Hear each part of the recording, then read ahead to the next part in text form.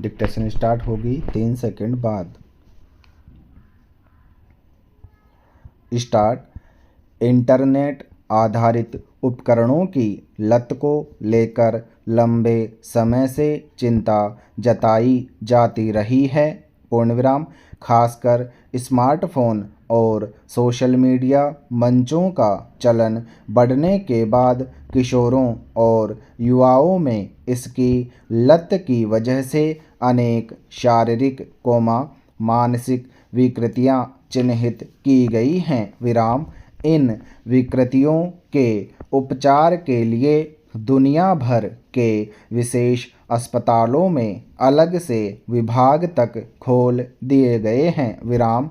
School कॉलेजों में बच्चों को इस लत से मुक्ति के नुस्खे समझाए बताए जाते हैं। विराम। मगर चिंता की बात है कि कम होने के बजाय सोशल मीडिया मंचों की लत भयावह रूप लेती जा रही है। विराम।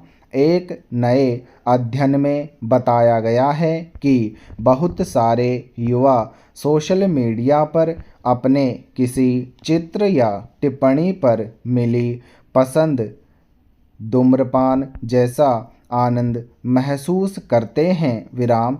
जाहिर है इसीलिए वे लगातार सोशल मीडिया पर बने रहते हैं। विराम।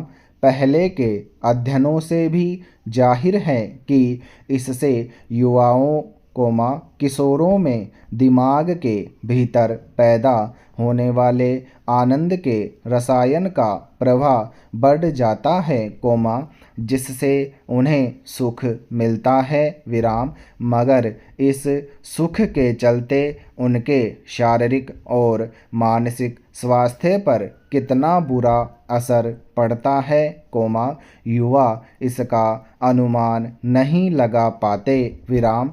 सोशल मीडिया के अब अनेक मंच हैं जहां युवा और किशोर अपनी पसंद की गतिविधियां कर सकते हैं। विराम। ज़्यादातर युवा अपनी तस्वीरें डालकर अपने मित्रों की सराहना पाने की कोशिश करते हैं। विराम। उसमें से कई तस्वीरों के लिए युवा खतरनाक जगहों और जोखिम भरी स्थितियों में भी खुद को डालने से नहीं रोक पाते। विराम। इससे जाहिर है कि उनमें एक प्रकार का ऐसा नशा पैदा हो जाता है कि वे सही और गलत में फ़र्क करने का विवेक खो बैठते हैं। विराम। लगातार स्मार्टफोन पर गेम खेलने सोशल मीडिया पर बिताने आदि के चलते युवाओं की स्वाभाविक आदतों पर प्रतिकूल प्रभाव पड़ता है। उनकी नींद कम हो जाती है। विराम। देर रात तक जागते और सुबह देर तक सोते हैं। विराम। किताबें पढ़ने की आदत का बहुत तेज़ी से खत्म हो रही है। विराम। जाहिर है इससे जरूरी स्कूली पाठ्यक्रम का अध्ययन बाधित होता और कई तरह की व्यवहारगत समस्याएं पैदा होती हैं। विराम। चिड़चिड़ापन अकेलापन अवसाद हिंसक वृत्ति असंवेदनशीलता समाज से विच्छिन्नता आदि जैसे मानसिक विकार अब युवाओं में आम हो चले हैं। विराम। इससे पार पाने के अनेक उपाय किए जा रहे हैं मगर समस्या यह है कि जब तक युवाओं को खुद इस बात का एहसास न हो और वे इस लत से मुक्ति पाने की कोशिश न करें तब तक कोई भी उपाय कारगर साबित नहीं हो पाता। विराम। पैरा। आमतौर पर बच्चों को अनुशासित करने की जिम्मेदारी माता पिता की समझी जाती है। विराम।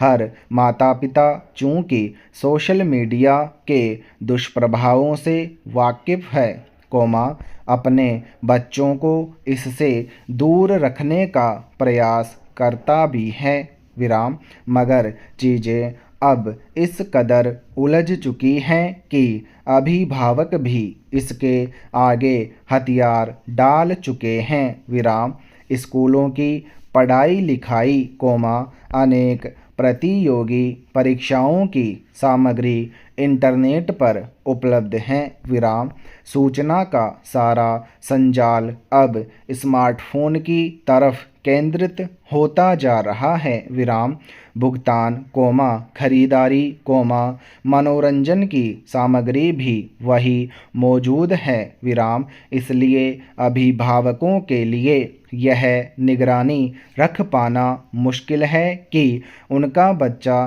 कब क्या देख या पढ़ रहा है, ऐसे में सरकार और उन प्रौद्योगिकी कंपनियों से ही अपेक्षा की जाती है कि युवाओं को इस लत से मुक्ति दिलाने का कोई तकनीकी संसाधन विकसित करें, पैरा।